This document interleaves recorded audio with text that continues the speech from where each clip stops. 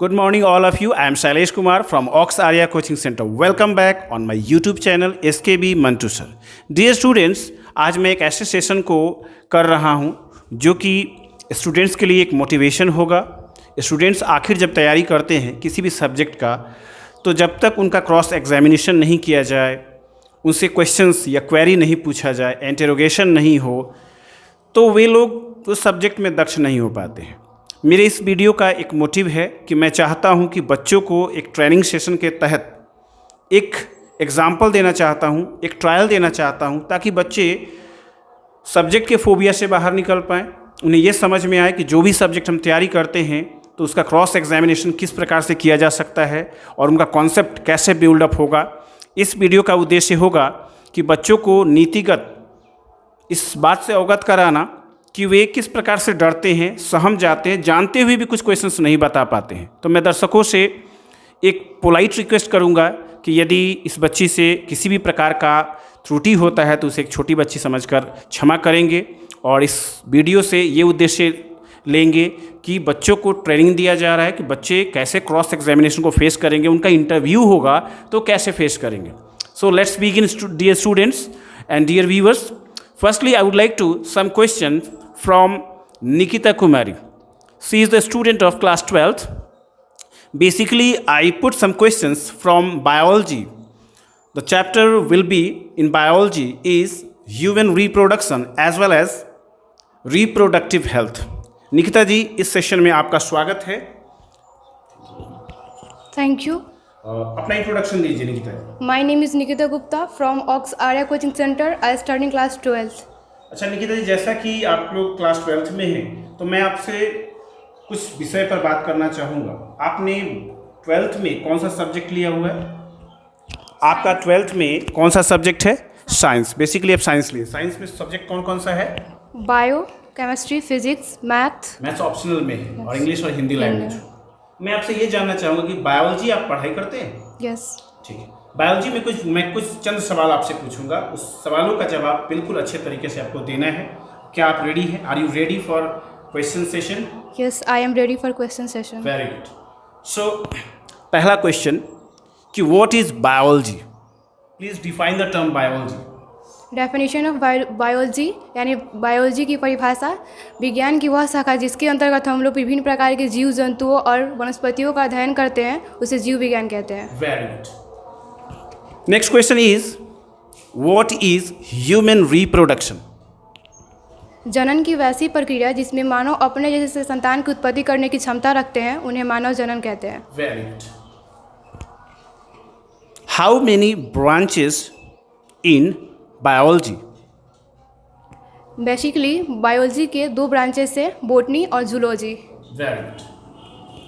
Can you define the term what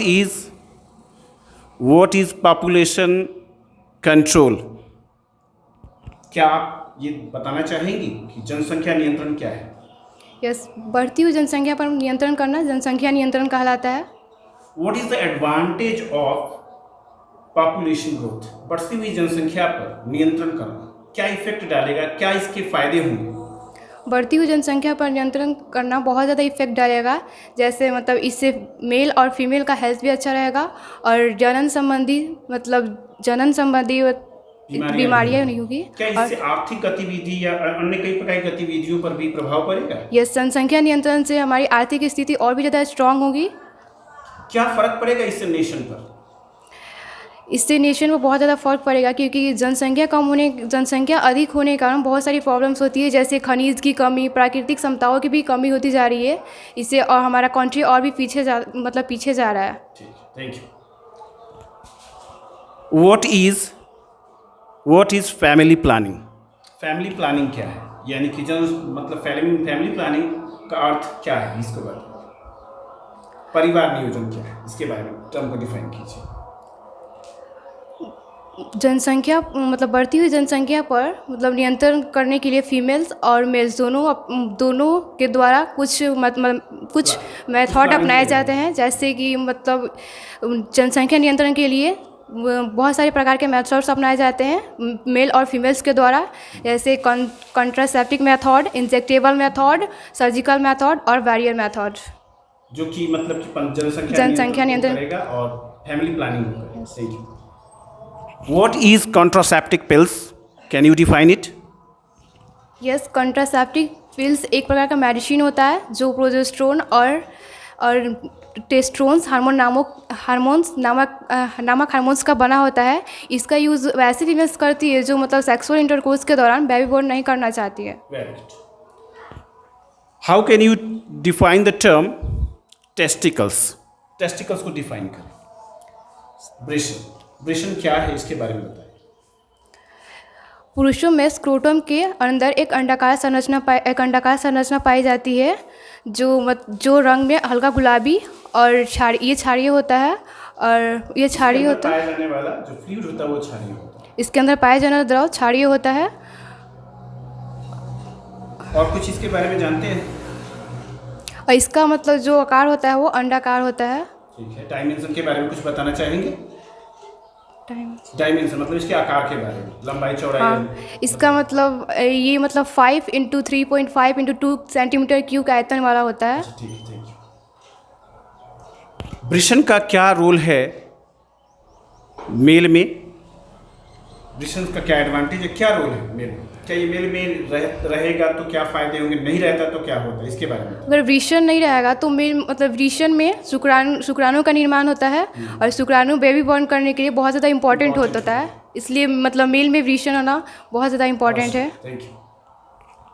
please define the terminology और symptoms of male and female characteristics of sexual symptoms. Male और female के sexual symptoms के बारे में बताइए कि उनके जो अभिलक्षणिक गुण होते हैं जो प्रारंभिक अवस्था में दिखते हैं, उनके बारे में बताइए।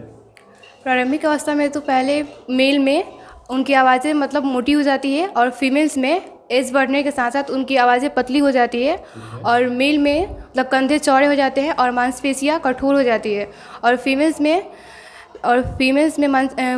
कूल्हे का विकास होता है और उनकी मांसपेशियाँ और भी ज़्यादा कोमल हो जाती है और मेल में दाढ़ी मूछ आने शुरू हो जाती है और फीमेल से दाढ़ी मूछ नहीं होती है बल्कि उनके सिर के बाल लंबे होते हैं और मेल में मतलब मेंस्ट्रुअल साइकिल नहीं होता है और फीमेल में मेंस्ट्रुअल साइकिल स्टार्ट होता है। Thank you for cooperating.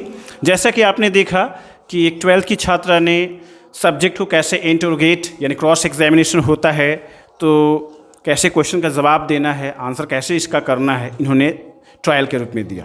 मैं आशा करता हूं कि आप इस सेशन को एंजॉय करेंगे और सारे बच्चों से मेरा एक रिक्वेस्ट है कि आप इस सेशन को ज़रूर देखें और अपने अंदर के कॉन्फिडेंस को जगाएं। जो भी आप पढ़ते हैं, जब तक आप इंट्रोगेशन यानी क्रॉस एग्जामिनेशन का सामना नहीं करेंगे तब तक आपको उस सब्जेक्ट का पकड़ नहीं आएगा। और इसी प्रकार मेरे यूट्यूब चैनल पर बने रहे। यदि आपने मेरे यूट्यूब चैनल पर नए हैं तो प्लीज़ मेरे चैनल को सब्सक्राइब करना ना भूलें, SKB मंटू सर को सब्सक्राइब करना ना भूलें, लाइक करना, शेयर करना और कमेंट करना बिल्कुल ना भूलें। Keep watching and keep practising. Thank you.